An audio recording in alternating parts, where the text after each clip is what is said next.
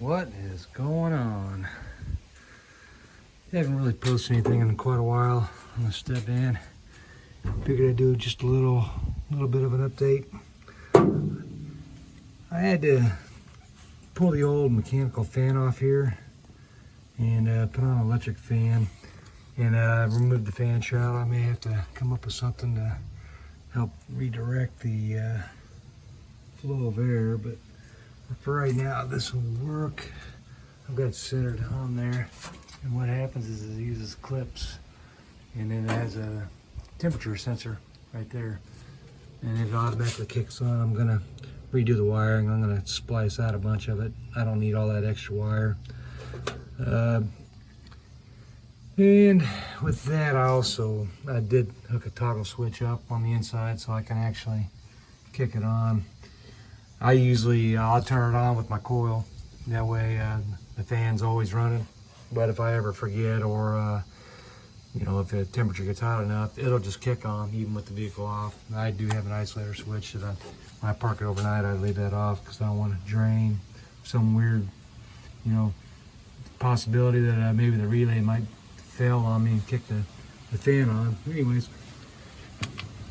I think when you're driving, you got airflow anyways, so the fan just assists, the airflow. But if it's just sitting there by itself, I think electric fan's kind of nice to have. Even in winter, it'll help you get your engine to warm up a little bit quicker. But I had to rerun the belts. I did have my power steering just on this one, and that's what's causing my fan to slip, and my power steering, and my brakes actually is hydro boost. So my power steering pump runs my brake, and so I had to rerun the belt to get more of a lap around the bottom here. The harmonic balancer and this pulley and that one, and basically it kept slipping. And this belt here is my alternator belt, so it was causing my fan to slip, and with the fan slipping, this was slipping, so I was having problems with my power steering and my brakes. And so I just thought, well, I'll go ahead and run that independently, so it's on more than just this. Probably confusing what I'm trying to explain, but basically it's more reliable this way. I don't have to worry about if I lose my my alternator belt. I still have this belt running everything, and my water pump.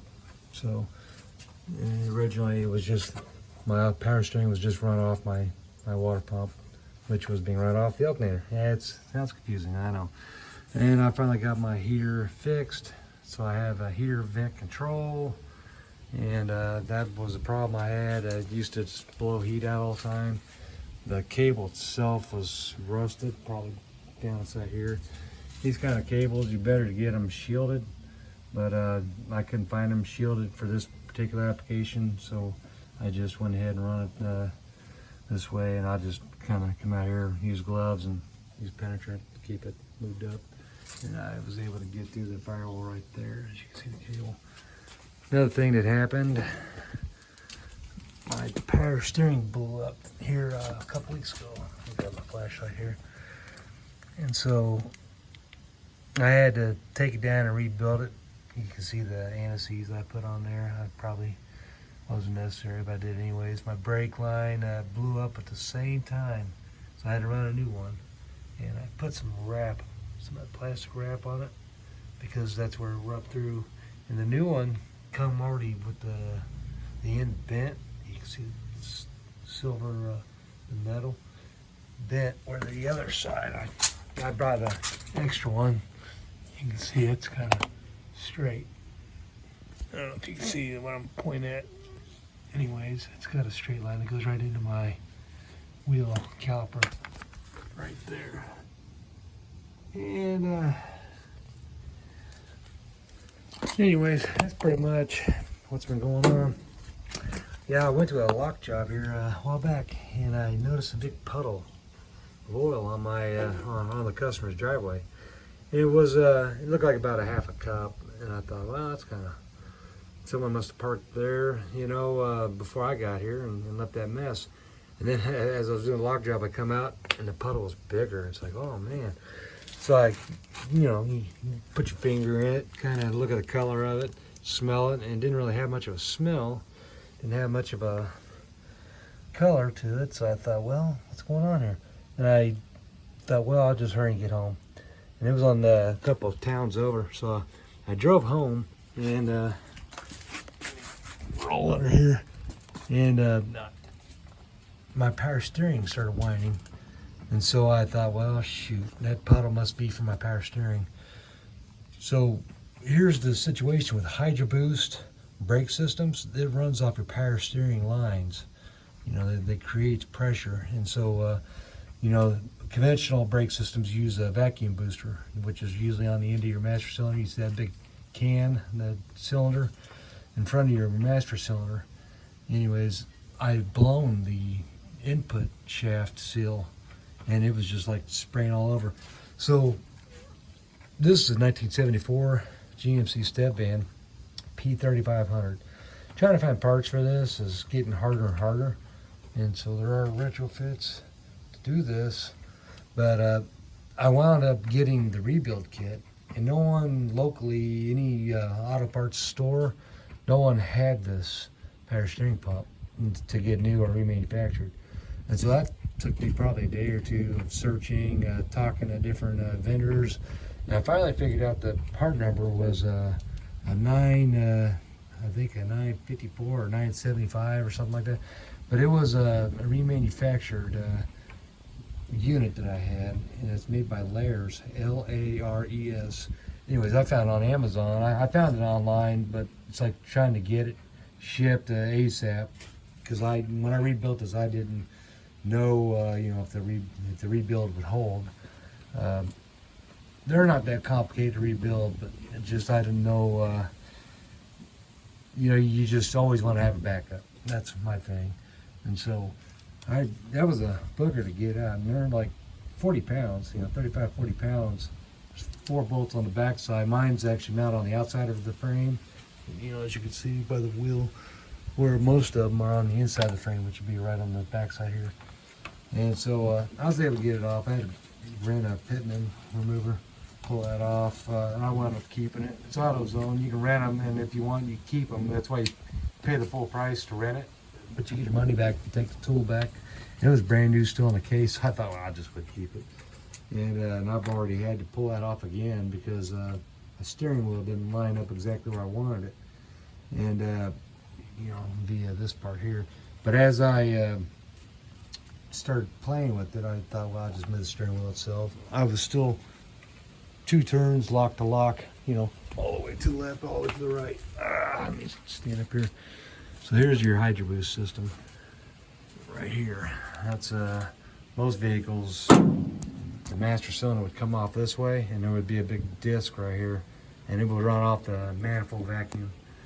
So anyways, so all my lines, they go straight down, they tie in to the power steering pump right there, and that.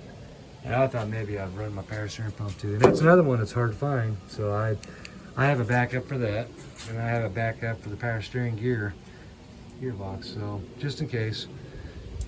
And it's one of those things where a piece of glass on the ground here. I don't necessarily gotta have them. I rebuilt what I needed. I was able to rebuild everything, but I just thought I'd go ahead and have them just in case. I could always sell them, and or install them in a vehicle. And here's the toggle switch I use with my fan here, and it only works with the key on. That way I don't run my battery down, don't accidentally have it keep running. And that's my coil switch right there. Hell artsy, good guy. Anthony Pierce, that's his name. Not a whole lot really going on. I haven't really posted much. I usually been posting on my locksmith channel, so if you are interested in that kind of stuff, it's usually tools and techniques and discussions about how to charge, different things like that. But I haven't really posted much about my Stepvan. I don't think I've posted anything in months on my Stepvan. So far, everything's going exactly as planned with the vehicle. The drawers have worked great. You know, I did. These are actually just shelves I turned upside down. You know, that's one thing. I'm not a van lifer, but this is a mobile business, so I can still spend quite a bit of time in this Stepvan. And so far, everything's stayed the same. You know, I really haven't had to do too much. There's my welder's cap. I like that. It's pretty cool.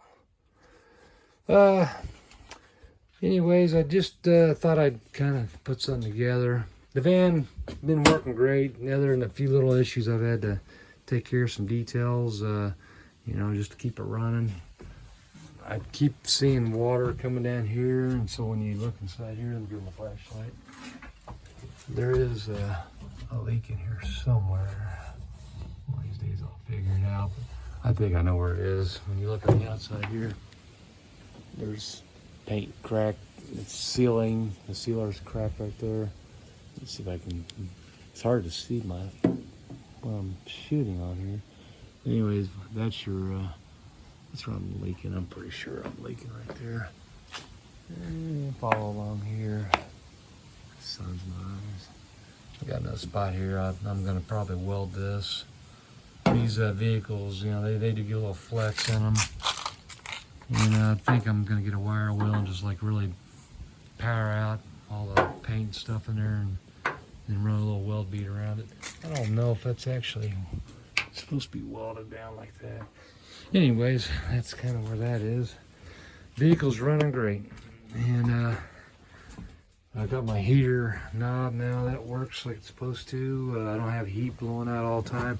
It's been hot all summer. And that's the other thing. I've been working 12-hour shifts most of the weeks. Almost all summer. I've never even got to get out and do any kayaking. But that was a plan to do some kayaking and maybe camping out. My solar system's doing great. Not had any problems. You know, I have it set up so if I need to, I have the isolator switch inside my doghouse. Down inside, all I gotta do is flip it and I can start the vehicle, or I can run all of this stuff off the vehicle. And I use my cord reel here to run stuff over here. I'm gonna probably run a line along here, just drop it down over here so I can just plug stuff in right here when I'm up to shore power, which I am right now. Or, you know, I'll have outlets run to each side, so I don't need to use that.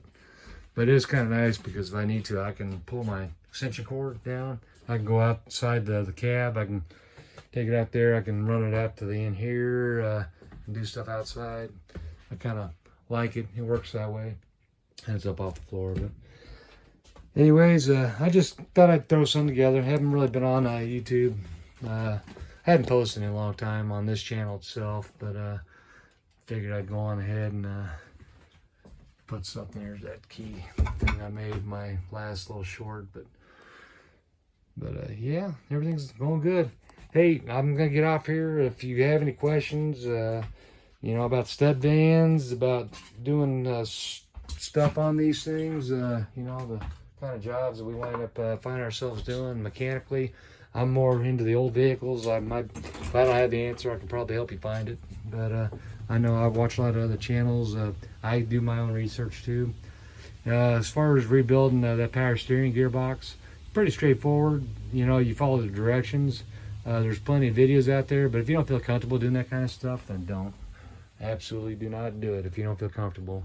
Where I work, you know, in the afternoons, I work at a Ford plant, and I work on, you know, robots and automated systems, automated cells, you know, that I mean, those things cost millions of dollars, you know. And for me, most of the stuff's just seals and bearings and stuff like that. And with the power steering gearbox, there was no special tools really required for it, so it's pretty straightforward.